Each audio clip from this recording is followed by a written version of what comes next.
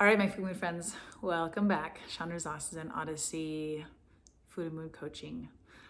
I want to talk about, I want to share with you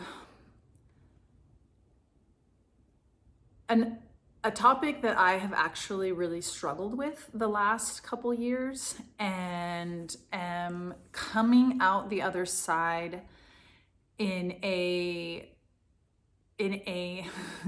as least as damaged way as possible. So I want to talk about stress and I want to talk about trauma. Welcome! Here is your hostess and coach, Chandra Zaz, helping people make food and mood changes doable without missing out. Go ahead, high five that like button, subscribe and share while you're there. And not just the, not just the little ones, but the big ones, the ones that are kind of chronic and the ones that we just kind of can't shake, and the ones that really have the potential of like really hijacking our nervous system and creating physiological stress and raising cortisol and dampening immune system and inhibiting gut function and digestion and appetite and being in a place of really like taking care of ourselves. It's really easy to get thrown off and derailed and end up using a lot of coping mechanisms to try to relieve the stress or to relieve or tolerate the trauma. So I'll share a little bit about my story. We were living on the cruise ship. My partner was working on a cruise ship for Royal Caribbean, and he was working 10 weeks on and then had 10 weeks off. And so we had an incredible lifestyle. Not that there wasn't still hardships, but we were doing a dream life thing that we were living on the cruise ship and then rock climbing and traveling and being in different countries all around the world for a few years. And in 2020, when COVID hit, we had planned to continue that lifestyle for about another year or so, and then to transition. He didn't have his green card, so we actually didn't have the same citizenship. And so COVID like really stopped us in our tracks. Like, hello, my friend. How are you? I'm in the Dead Sea floating in the water. Go ahead and like and share and follow so we can keep in touch. Like, he did one contract away for 4 months. He was working by himself and we were home, which was really hard for us. And we had to make a decision of like, does he keep working and staying away from us, or does he stop working? And we apply for his green card, which then meant that he couldn't work for a year, which we didn't know how long that was going to last. So there was this like unknown of like, how long is he not going to be able to work? We're stuck in the US. He can't work. I was building my business. We had a young child, paying for daycare. It was just this like really intense time for us, and a lot of uncertainty, a lot of fear. We also had like a lot of money instability. And, and then in the COVID piece, there's all of the isolation where we spent a good portion of our time was in Sonoma County with some friends and family, that the whole vibe there was like a lot of fear, a lot of isolation,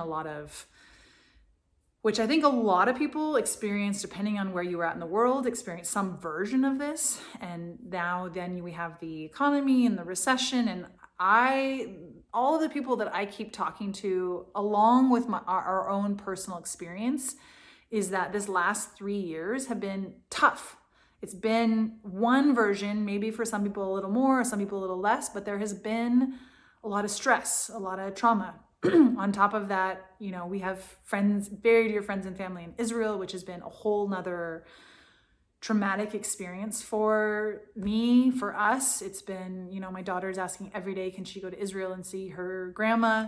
And yeah, there's a lot. And so let's just say that most of the world has experienced a good amount of stress and likely even trauma the last few years. And I would say that given the tools that I have, given the tools that I teach in my program, that I use myself, as far as like really seeing the circumstances for what they are. How do I internally manage my stress? How do I watch my brain? How do I feel my feelings? I didn't get into negative habits. I didn't get into overeating, over drinking, over watching. I didn't escape. I didn't turn towards habits, which is what most of us do. We buffer. It's like our brains don't want to feel this pain, and so we go towards the things that relieve the pain or give us a distraction from the pain. But then when we use, food or screens or drinking or smoking or scrolling, when we use those things to escape the pain, they have negative effects on our health.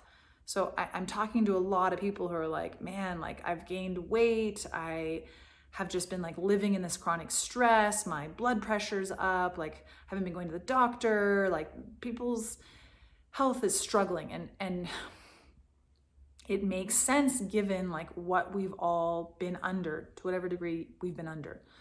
And so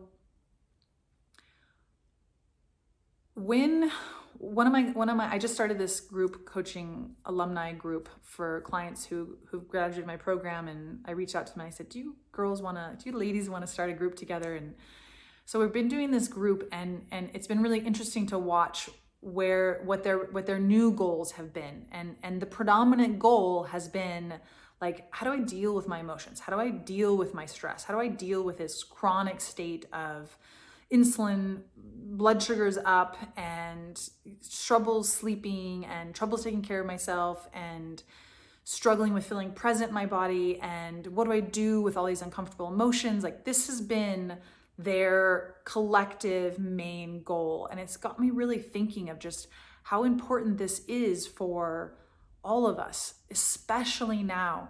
Even for my clients who have gone through my program and learned the tools, and they're like, I just want to be back with you, learning, like practicing, going through it again, witnessing other people, being in this space of just like getting this support for this human experience that is tough sometimes. 50% of the time, it's tough.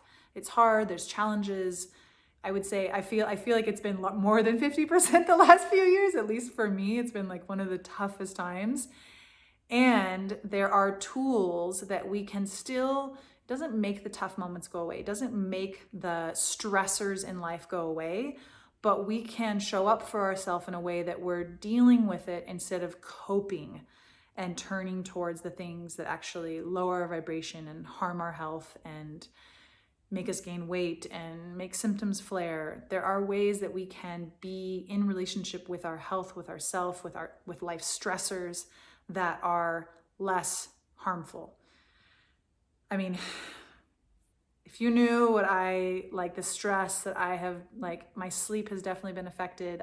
That's been my big barometer of like, how do I keep taking care of myself during the day so that I'm able to sleep through the night? Because emotions are processed when we're sleeping, and when we're not dealing with our emotions during the day, they're waking us up at night, and the cortisol is going through our body and waking us up, and our sleeping can often, I know a lot of people are struggling with their sleep, especially since COVID. And so finally that was my big mark of like, how do I measure where I'm at with my stress and how I'm dealing with it and how I'm able to really deal with my stress instead of escaping it and coping and then waking up and overeating and doing the things that are normal, but they are not necessary. And when we actually have those tools to deal with our stress and to deal with our trauma so that we come back to this present, comfortable in our skin, whole, which doesn't mean that we're not feeling the feels, doesn't mean that life's still not challenging. It just means we have tools that help us instead of harm us.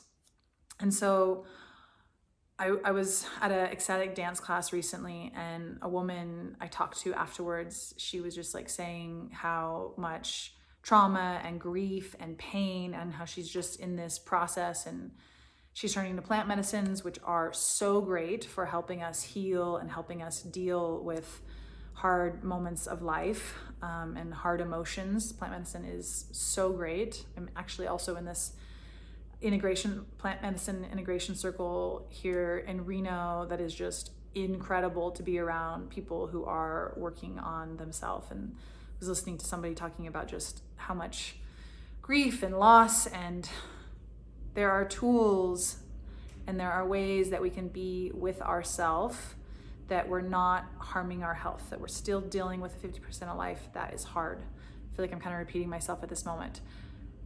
My point is, if you are wanting help with your mood, with the state of, you might be feeling states of anxiety, states of depression, if you're wanting help with your mood, if you're feeling a lot of grief, if you're feeling a lot of pain, if you've gone through a lot of stress, if you've gone through a lot of trauma and you want real tools to help you process them through instead of coping with food or coping with habits that ultimately like lower your vibe and harm your health, this is what I work on in the beginning of my program with my clients. The food is essential. Food is so important to our health, and having these tools to understand how our mood works, how to deal with stress, how to deal with trauma, so that we don't need the food to cope. So come, I can help you really go through stressful times, just like I've gone through the last couple of years, to go through stressful times, just like my alumni group is going through hard, stressful, I need support times. I can be with you, I can give you tools to really be with yourself and to move through life's stressful moments, stressful things that happen, the circumstances that we can't control, but we can internally help ourselves instead of harm ourselves. So come. I mean it. Okay, so that's this week's video. Have a beautiful beginning of the year, and think about how you want to feel. Think about the foods that are affecting your moods. Interrupt, question those harmful habits that you don't have to need them. You can get tools. Okay. See you inside.